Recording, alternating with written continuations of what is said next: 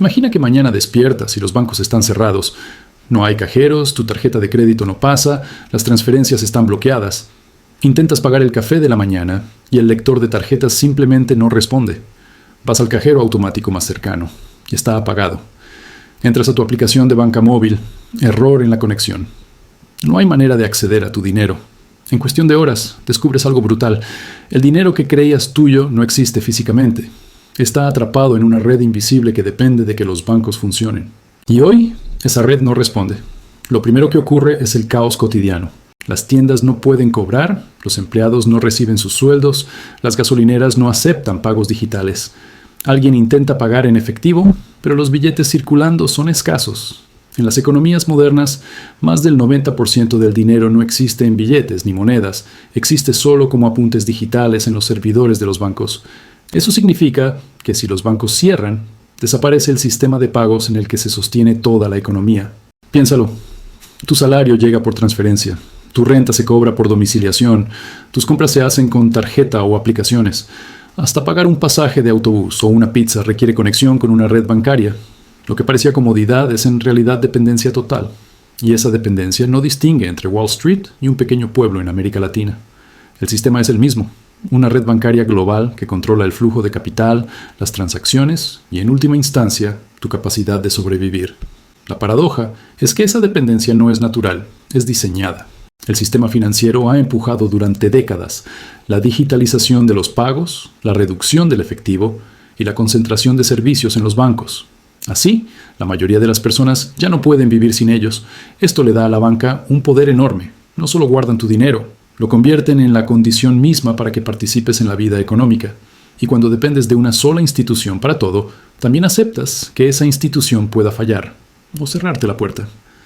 El escenario que planteamos no es fantasía distópica, ha ocurrido. Y cuando ocurre, se revela una verdad incómoda. El dinero nunca fue tuyo. Fue siempre una promesa, un registro, una deuda. El billete que guardas en tu cartera representa una fracción minúscula del sistema. Lo demás son números que alguien puede congelar con un clic. Desde Nueva York hasta Buenos Aires, desde Madrid hasta Ciudad de México, todos vivimos dentro de esta red. Y si mañana la red cae, las diferencias entre países ricos y pobres desaparecen en un segundo. Wall Street depende de servidores y algoritmos. América Latina depende de bancos que ya han demostrado que no dudan en congelar depósitos para salvarse. El resultado sería el mismo. La vida cotidiana se detiene. La gente suele pensar que los bancos son simplemente intermediarios. Pero en este escenario queda claro que son mucho más. Son la infraestructura invisible de la economía. Sin ellos, el dinero no circula. Y sin circulación, la economía se paraliza. El supermercado no te vende, el gasolinero no te llena, la farmacia no te cobra. Descubres que tu independencia financiera es una ilusión si depende de un sistema que puede cerrarse de un día para otro. La pregunta es, ¿qué pasa después? La respuesta está en la historia, porque esto ya ocurrió. Y cuando ocurrió, las consecuencias fueron devastadoras. Países enteros han vivido el día en que los bancos cerraron. Y lo que viene después no es solo incomodidad, es corralito, protestas, gobiernos cayendo y ciudadanos que pierden todo lo que creían tener. El escenario de bancos cerrados ya lo vivió Argentina en el año 2001. El famoso corralito argentino comenzó cuando el gobierno limitó el retiro de efectivo a solo 250 pesos por semana. Los argentinos podían ver su dinero en la cuenta, pero no podían tocarlo. La excusa era proteger el sistema financiero de una corrida bancaria, pero en la práctica significó congelar los ahorros de millones de personas. El resultado fue inmediato: protestas, cacerolazos, saqueos, el colapso de varios bancos y hasta la caída del presidente Fernando de la Rúa. El pueblo descubrió que la promesa de independencia económica podía evaporarse de la noche a la mañana. Más de una década después, en 2003, fue el turno de Chipre. El pequeño país mediterráneo enfrentaba la quiebra de su sistema bancario, inflado con capitales extranjeros y deudas imposibles de pagar. La solución fue brutal. Durante semanas los bancos permanecieron cerrados y, cuando reabrieron, las cuentas con más de 100.000 euros sufrieron un recorte directo. No era una quiebra privada, era una confiscación legal. Los chipriotas aprendieron que en el capitalismo explicado desde la banca, tu dinero no siempre es tuyo. Si el sistema se tambalea, el banco se salva primero, el ciudadano último. Otro caso fue Islandia en 2008, cuando la crisis financiera global golpeó con más fuerza a un país pequeño con un sistema bancario desproporcionado. Los bancos islandeses habían multiplicado sus activos hasta 10 veces el tamaño de la economía nacional. Cuando explotó la burbuja, el sistema colapsó. El gobierno tuvo que congelar cuentas internacionales y limitar movimientos de capital para evitar un desastre mayor.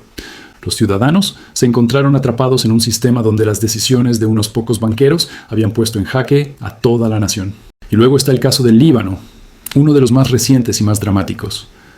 Desde 2019, su sistema financiero se hundió en una crisis de deuda y corrupción.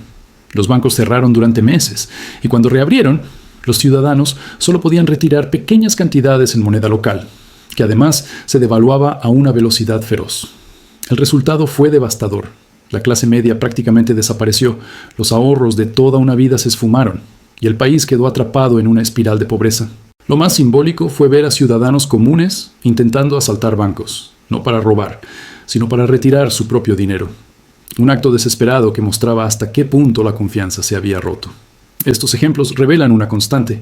Cuando el sistema financiero entra en crisis, los gobiernos y los bancos toman medidas drásticas que siempre sacrifican primero al ciudadano común. No importa si es América Latina, Europa o Medio Oriente. El mecanismo se repite. Congelamiento de depósitos, recortes a los ahorros, límites a los retiros. La retórica es siempre la misma. Es para salvar al sistema. Y tienen razón, porque el sistema es lo único que realmente protegen. Lo que se esconde detrás es la verdadera naturaleza del dinero en la era moderna. La historia del dinero nos enseña que ya no se trata de oro guardado en cofres, sino de apuntes digitales respaldados por la confianza. Cuando esa confianza se rompe, los números en la pantalla dejan de tener valor. Y cuando los bancos cierran, el espejismo se derrumba. Si algo une a Argentina, Chipre, Islandia y el Líbano, es esta lección. El dinero en el banco no es tuyo hasta que lo tienes en la mano. Los bancos no son simples cajas fuertes, son engranajes de un sistema diseñado para priorizar la estabilidad de la élite financiera. Cuando llega la tormenta, se protege primero a los acreedores, a los inversores grandes, al sistema en sí. El ciudadano de a pie queda atrapado entre las rejas de un corralito o las puertas cerradas de un banco en huelga silenciosa. Ahora que ya vimos lo que pasó en Argentina, Chipre, Islandia y Líbano, la pregunta incómoda es, ¿podría pasar de nuevo, aquí y ahora? La respuesta es sí, y quizás más fácil de lo que crees, porque hoy dependemos más que nunca de un sistema bancario digitalizado, centralizado y global. Cada vez usamos menos efectivo y más pagos electrónicos, lo que significa que cada compra, cada salario, cada inversión depende de que los bancos y sus sistemas estén en funcionamiento. Imagina qué ocurriría si mañana, en cualquier país, hubiera un ciberataque masivo que tumbara la red de pagos. O una crisis de deuda soberana que obligara a congelar retiros, como en Grecia en 2015, cuando los cajeros tenían un límite de 60 euros diarios. O un rescate bancario donde el gobierno decide imponer un impuesto a los depósitos, como en Chipre. No son escenarios hipotéticos, ya sucedieron. La diferencia es que ahora las economías son más frágiles, las deudas son más grandes y la dependencia digital es absoluta. La trampa está en que el sistema financiero explicado al ciudadano común siempre habla de confianza y estabilidad, pero en realidad opera bajo otra lógica, proteger primero a la élite financiera y trasladar el costo al resto. Cuando los bancos ganan, los beneficios son privados. Cuando pierden, las pérdidas se socializan. Lo vimos en 2008 con los rescates multimillonarios a la banca de Wall Street, mientras millones de familias perdían sus casas. Lo vimos en Europa con la austeridad impuesta a pueblos enteros para salvar a los acreedores internacionales. Y lo seguimos viendo en América Latina, donde cada crisis termina con un nuevo ciclo de deuda, inflación explicada como inevitable, y ciudadanos que vuelven a pagar la factura. El caso del Líbano es un espejo incómodo. Ciudadanos comunes intentando retirar su propio dinero a punta de pistola porque ya no había otra salida. ¿Suena extremo? Lo es, pero revela algo profundo. Cuando el sistema financiero falla, la sociedad entera se desmorona. No hay comercio, no hay sueldos, no hay producción.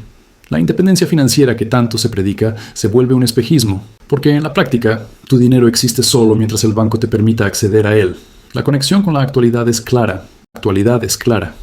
Hoy vivimos en un mundo donde los bancos centrales experimentan con monedas digitales, lo que significa aún más control sobre cada transacción, donde la concentración bancaria es cada vez mayor y unos pocos gigantes globales dominan el sistema, y donde las deudas nacionales son tan grandes que un simple aumento de tasas de interés puede desatar un terremoto económico. La lección es dura. La libertad financiera no se alcanza creyendo que tu banco es invulnerable. Se alcanza entendiendo que el sistema puede fallar y protegiéndote en consecuencia. Diversificar, invertir en activos reales, planificar patrimonialmente fuera del circuito puramente bancario. Pensar en estrategias de riqueza que no dependan solo de una pantalla que puede congelarse. El empoderamiento financiero comienza con aceptar esta verdad. Tu dinero no es tan seguro como te hicieron creer. La historia no se repite, pero si no la entiendes, te aplasta igual. Argentina, Chipre, Islandia y Líbano son recordatorios de lo que pasa cuando el sistema colapsa y la gente descubre que la independencia económica era una ilusión. La próxima crisis no será idéntica, pero el patrón será el mismo. Los bancos se salvan, el ciudadano paga. Si esto te incomodó, perfecto. La incomodidad es el primer paso para entender la verdad. Suscríbete y sigamos.